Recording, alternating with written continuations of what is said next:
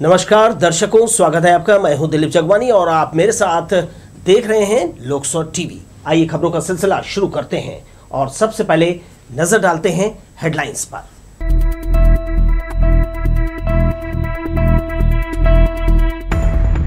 सरकंडा क्षेत्र में हवाई फायरिंग करने वाले 2 आरोपियों को पुलिस ने किया गिरफ्तार। 1 पिस्टल सहित 3 नग खोखा बरामद। 36 लोकल और एक्सप्रेस ट्रेनें चौथी बार हुई रद्द। पिछले 4 माह में एससीसीआर ने किया 300 से अधिक ट्रेनों को कैंसिल। मुख्यमंत्री की कैबिनेट बैठक में लिए गए कई अहम निर्णय। बिलासपुर से अटल श्रीवास्तव को मिला कैबिनेट मंत्री का दर्जा। और बिल्हा के देवकिरारी में 2 भाइयों की दबंगई से ग्रामीणों का जीना मुहाल। गांव वालों ने घेरा थाना। हेडलाइंस के बाद आइए खबरों को देते हैं विस्तार। राजकिशोर नगर पानी टंकी के पास पिस्टल से हवाई फायर करने वाले 2 युवकों को सरकंडा पुलिस ने गिरफ्तार किया है।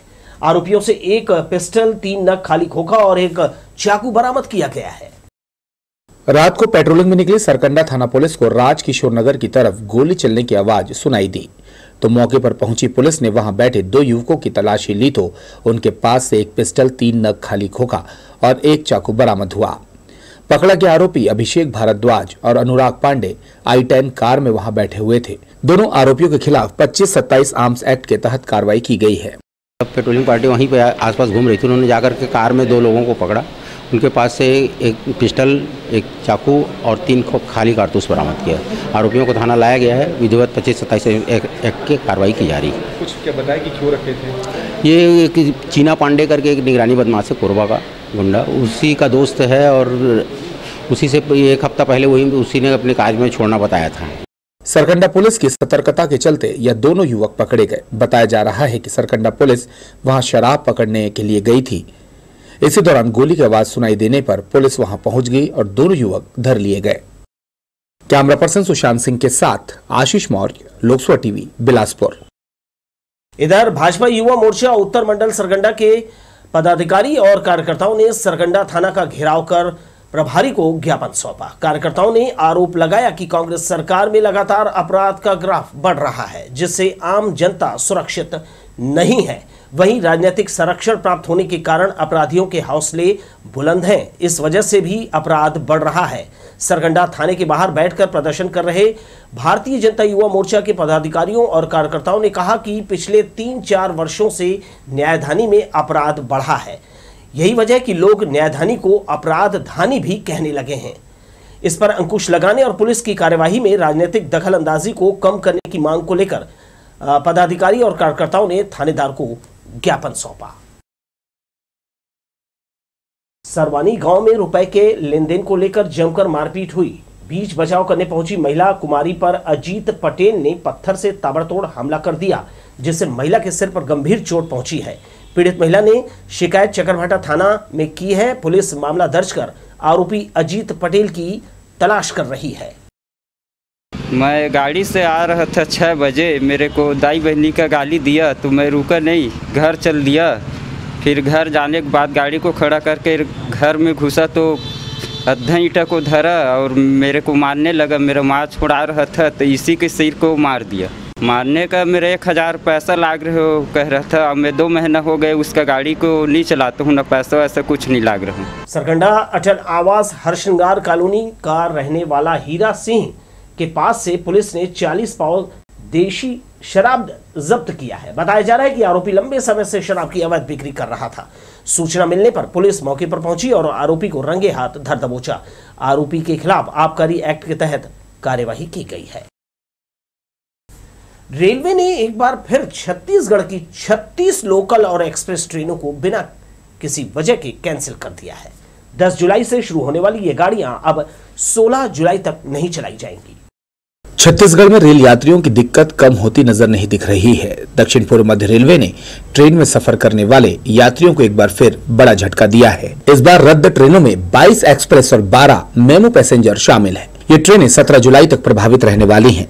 इससे पहले रायपुर से नागपुर रेल लाइन की 18 ट्रेनों को 3 से 6 जुलाई तक रद्द किया गया था। अभी तक रेलवे प्रशासन द्वारा 4 महीने में 300 से ज्यादा ट्रेनें कैंसिल की जा चुकी हैं। लगातार ट्रेनों को कैंसिल करने से यात्रियों की दिक्कतें बढ़ रही हैं। बता दें कि पहले ट्रेनों को केवल 9 जुलाई तक के लिए रद्द किया गया था। अब रेलवे द्वारा 6 जुलाई को फिर से ट्रेनों को रद्द कर दिया गया है, जिससे यात्रियों की परेशानी बढ़ते ही जा रही है। हम लोग सुबह 9 बजे से आके बैठा हूँ इधर, उत्कल का टाइम था 9:25 में, वो गाड़ी आ रही है 3 बजे, तो हम लोग जहाँ 8 बजे पहुँचता था कल सुबह पहुँच रहा हूँ। हम लोग को बहुत ही ज़्यादा दिक्कत हो रहा है। मैं स्टेशन में बैठा हूँ, अभी देखा हूँ कि 2-3 मालगाड़ी निकल गया है। पैसेंजर ट्रेन की जगह मालगाड़ी बहुत ज़्यादा जा रहा है। तो सरकार इस पर ध्यान दीजिए कि इतना तकलीफ हो रहा है पैसेंजर को आने जाने में, तो उसकी जगह आप तो अभी सुना हो कि बाकी ट्रेन भी कुछ रद्द हो गया है। तो ऐसा हो रहा है कि पैसेंजर मतलब आधा भूखे मर रहा है बैठ बैठ के इधर। समस्या तो देखिए हो ही रही है ना। जैसे हम लोग हम सफ़र में आए, हम सफ़र जो हम लोग की अभी बनवाई थी हमने साउथ बिहार की टिकट, वो ट्रेन हम लोग की वो निकल चुकी। अभी इसमें हमने इसमें उत्कल में बनाई है। अभी देखिए ये तो अभी बैठने से तो परेशानी हो ही रही है ना, तो परेशानी तो हो ही रही है ना। समस्या ये है कि कई काम छोड़ के घर से आते हैं, उसके बाद में सही समय पे जहाँ जाना होता है पहुँच नहीं पाते हैं, तो काफ़ी लेट हो जा रहा है। जैसे एक्चुअल में हमारी ट्रेन भी 11:40 में थी, अभी 1:17 में आ रही है, तो वहाँ काफ़ी शादी में जाना था, काफ़ी फंक्शन निकल चुके हैं वहाँ पर। बहुत ज़्यादा परेशानी होती है उससे। एक्चुअल में क्या होता है कि भीड़ बहुत ज़्यादा रहती है और सीट वगैरह भी नहीं मिल पाती, मुश्किल से मिलती है। लगातार ट्रेनों के कैंसिल होने से यात्रियों की मुसीबत कम होने की बजाय बढ़ती जा रही है। इधर रेलवे ने ट्रेनों के कैंसिल करने पर यात्रियों को होने वाली असुविधा के लिए खेद जताया है। कैमरा पर्सन जयसाहू के साथ भूपेंद्र सिंह राठौर, लोक सभा टीवी, बिलासपुर। एक्सप्रेस ट्रेनों का स्पेशल टैग हटाकर नॉर्मल चलाया जा रहा है, लेकिन पैसेंजर ट्रेनें अब भी स्पेशल बनकर चल रही है और इन ट्रेनों में स्पेशल के नाम पर एक्सप्रेस का किराया ही लिया जा रहा है। एक तरफ राज्य सरकार ने पहले ही सभी तरह के कोरोना पाबंदियों को खत्म करने का ऐलान कर दिया, दूसरी ओर रेलवे लोकल यात्रियों से कोरोना के नाम पर पैसा ले रहा है। एक्सप्रेस ट्रेनें चल रही हैं, उनमें जनरल टिकट का जितना किराया लग रहा है उतना ही किराया पैसेंजर ट्रेनों के यात्रियों को चुकाना पड़ रहा है, मगर इस ओर रेलवे के अधिकारियों का ध्यान नहीं है, जिसका खामियाजा मुसाफिरों को भुगतना पड़ रहा है। बारिश के मद्देनजर संवेदनशील क्षेत्रों में रेलवे ने सतर्कता बढ़ा दी है। इंजीनियरिंग विभाग के कर्मचारी इन दिनों मानसून पेट्रोलिंग में जुटे हैं, मौके पर तैनात रहकर और वो पैदल भी गश्त कर रहे हैं। हम आपको बता दें कि रेलवे ने भी मानसून पेट्रोलिंग का नियम है, इसका पालन करने के लिए रेलवे बरसात से पहले तैयारी पूरी कर लेता है। पेट्रोलिंग उन जगहों पर की जा रही है जो संवेदनशील क्षेत्र है, जहां ट्रैक नदी नालों के ऊपर से हैं। बारिश होते ही ट्रैक पर पानी भर जाता है या फिर ट्रैक बहने का खतरा रहता है। दक्षिण पूर्व मध्य रेलवे में संवेदनशील क्षेत्र रायगढ़, झारसुगुड़ा, रायगढ़, कुर्तलिया, ईब, झारसुगुड़ा, बिलासपुर, अनूपपुर, अंबिकापुर में सतत निगरानी रखी जा रही है। गुरुवार सुबह से आसमान में बादल छाए रहे, हालांकि थोड़ी देर के लिए सूर्यदेव के भी दर्शन हुए। काले बादलों ने उन्हें छुपा लिया था, फिर लगभग 4 बजे बारिश की हल्की बूंदों ने अपनी मौजूदगी दर्ज कराई। मौसम विज्ञान केंद्र के वैज्ञानिक गीत शर्मा के मुताबिक एक ऊपरी हवा का चक्रवाती घेरा उत्तर उड़ीसा के ऊपर स्थित है। मानसून द्रोणिका सामान्य स्थिति से दक्षिण की ओर स्थित है। मुख्यमंत्री भूपेश बघेल ने गुरुवार को निवास कार्यालय में कैबिनेट की बैठक ली। राज्य में इलेक्ट्रिक वाहनों को बढ़ावा देने छत्तीसगढ़ राज्य इलेक्ट्रिक वाहन पॉलिसी 2022 का अनुमोदन किया गया। इसे 2, 3 और 4 पहिया यात्री और मालवाहक वाहनों की खरीदी में छूट और सुविधाएं मिलेंगी। बिजली बिल हाफ योजना में गौठान और ग्रामीण औद्योगिक पार्क को भी शामिल कर लिया गया। निवास प्रमाण पत्र की प्रक्रिया को तर्क संगत बनाने का निर्णय लिया गया है। इसके अलावा पंजीयक शुल्क में छूट सहित कई जो अन्य निर्णय है जनहित में लिए गए। राज्य में दलहन फसलों की पैदावार बढ़ाने के तहत इसी वर्ष खरीफ से समर्थन मूल्य पर हम अरहर की खरीदी करेंगे, उड़द की खरीदी करेंगे और मूंग का मिनिमम सपोर्ट प्राइस पर खरीदी करने का आज निर्णय लिया गया। बिजली बिल हाफ योजना और 400 यूनिट तक खपत में आधा बिजली बिल का जो हमारी सरकार की योजना है, उसी प्रकार हमारे गौठानों में जो बिजली का बिल है उसको इस योजना के अंतर्गत शामिल किया जाता है, नंबर 1। और गौठानों में स्थापित होने वाले रूरल इंडस्ट्रियल पार्क जो हम अन्य गतिविधि संचालित करने के लिए ग्रामीण औद्योगिक पार्क बनाने जा रहे हैं। बढ़ती महंगाई के विरोध में एनएसयूआई ने सड़क पर उतरकर प्रदर्शन किया और प्रधानमंत्री का पुतला फूंका। महामाया चौक पर एनएसयूआई के पदाधिकारियों ने केंद्र सरकार के खिलाफ नारेबाजी करते हुए प्रदर्शन किया। प्रदेश महासचिव विकास सिंह ठाकुर ने कहा, लगातार बढ़ती महंगाई से जनता पूरी तरह त्रस्त है। कमर तोड़ महंगाई से जनता परेशान है। झूठे वायदे कर केंद्र में आई बीजेपी सरकार को जनता के लिए जो है राहत के कार्य करने चाहिए, लेकिन वो बेतहाशा महंगाई बढ़ाने में लगी हुई है। एनएसयूआई के पदाधिकारियों ने कहा कि अगर जल्दी महंगाई पर लगाम नहीं लगाई जाती है तो आगे दिल्ली में पहुंचकर उग्र आंदोलन किया जाएगा।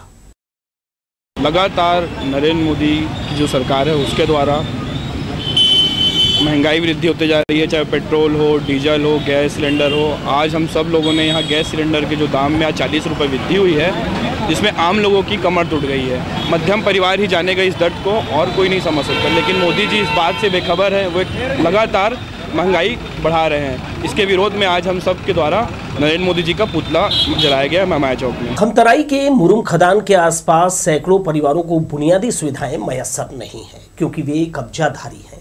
शासकीय जमीन पर कच्चे मकानों में रहने वाले गरीब परिवार रोजी मजदूरी करते हैं। घर की महिलाओं को सबसे ज्यादा परेशानी का सामना करना पड़ता है। लिहाजा ये महिलाएं विकास भवन पहुंची और महापौर से मिलकर सड़क पानी मांगा। बदले में इन्हें आश्वासन मिला है। इन्हें उम्मीद है कि पक्की सड़क बनेगी, साथ में पानी आपूर्ति का बंदोबस्त हो जाएगा, जिसके बाद दिक्कत से छुटकारा मिलेगा। करीब 30 की संख्या में महिलाएं परिवार की खातिर पैदल निगम कार्यालय पहुंची थी। रोड, नाली, पानी सभी का समस्या है सर। सड़क तो बन गया है? सड़क नहीं बना है सर, हमारा उधर अंदर के तरफ में नहीं बना है। उसी के लिए आए थे, बच्चे लोग को तकलीफ हो रहा है स्कूल जाने आने में। पानी का समस्या है, पानी घरों घर नहीं जा पा रहा है, तो लड़ाई होते हैं सर, झगड़ा। पाइप लाइन नहीं है, खाली एक तो बोर है सर, उसी में मशीन लगा के चला रहे हैं। तो उसके लिए 2-3 बार क्या कहते हैं, यहाँ राजकिशोर भी गए थे, वहाँ भी नहीं, मतलब वहाँ गए हैं, उन लोग भी आए हैं देखने के लिए, लेकिन कोई ध्यान नहीं दे पा रहे हैं। एक बार फिर से नजर डालते हैं हेडलाइंस पर।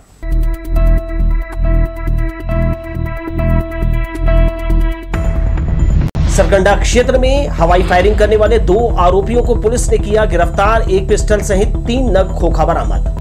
36 लोकल और एक्सप्रेस ट्रेनें चौथी बार हुई रद्द। पिछले 4 माह में एससीसीआर ने किया 300 से अधिक ट्रेनों को कैंसिल। मुख्यमंत्री की कैबिनेट बैठक में लिए गए कई अहम निर्णय। बिलासपुर से अटल श्रीवास्तव को मिला कैबिनेट मंत्री का दर्जा। और बिल्हा के देवकिरारी में 2 भाइयों की दबंगई से ग्रामीणों का जीना मुहाल। गांव वालों ने घेरा थाना। हेडलाइंस के बाद आइए आगे बढ़ते हैं खबरों में। बिल्हा थाना क्षेत्र के देवकिरारी गांव में 2 भाइयों की दबंगई से ग्रामीणों का जीना मुश्किल हो गया है। परेशान ग्रामीण दबंगों का विरोध करते थाने का घेराव करने पहुंचे। पुलिस इस मामले में दोनों भाइयों के खिलाफ मामला दर्ज कर लिया है। बिल्हा से लगे देवकिरारी गांव में समूह की महिलाएं और ग्रामीण उस समय सख्ते में आ गई जब गांव के ही 2 दबंग भाइयों ने महिलाओं के घरों में जाकर गाली गलौज करते जान से मारने की धमकी दी। इतना ही नहीं, महिला समूह को गौठान में काम करने से भी मना किया, जिससे घबराई महिलाओं ने सीधे थाने की ओर रुख किया। महिलाओं का यह भी कहना है कि गांव में गौठान के पास शराब की बिक्री भी करते हैं, जिससे गांव का माहौल खराब हो रहा है। हम आपको बता दें, इन दबंगों के खिलाफ बिल्हा थाने में कई आपराधिक मामले दर्ज भी हैं। इस मामले में महिलाओं का साथ देने आम आदमी पार्टी के नेता जसबीर सिंह भी मौके पर उपस्थित रहे। तो सरकार हमन गोबर खाद बनाए बर दी से भाई, तो हमन गोबर खाद बनाए बर जात रहे, तो वो बोली से पंकज है, एक बार बोली से एक बार तो शुरू बैठक करें, तब वो मतलब गाँव में मैं हाँ यहाँ कुछ काम नहीं करन दाऊँ, तुम अल्लाह एक गौठान मोरे ऐसे कई बोली से। ओखर बाद हमन छोड़ दी रहे। ओखर बीच में फिर बोली से 1 महीना 1-2 महीना के बाद में कि ये क्लियर हो गए है, अब तुमन काम करो महिला मन कह के।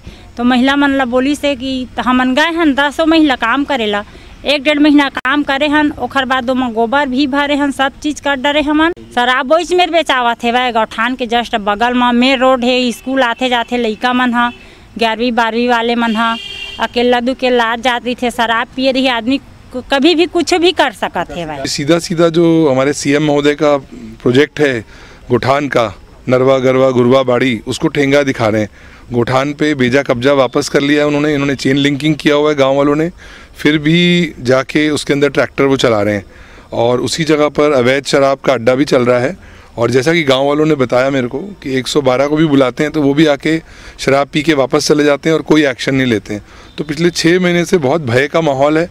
हम एक तरफ तो 75 साल मना रहे हैं आज़ादी का, लेकिन ऐसा लग रहा है कि अभी भी लोग गुलाम हैं और बहुत डरे हुए हैं गांव वाले। इसलिए आज मैं इनके साथ आया बिलासपुर से कि थाना बिला में FIR भी दर्ज कराएंगे और फिर इनको गाँव छोड़ने भी जाएंगे।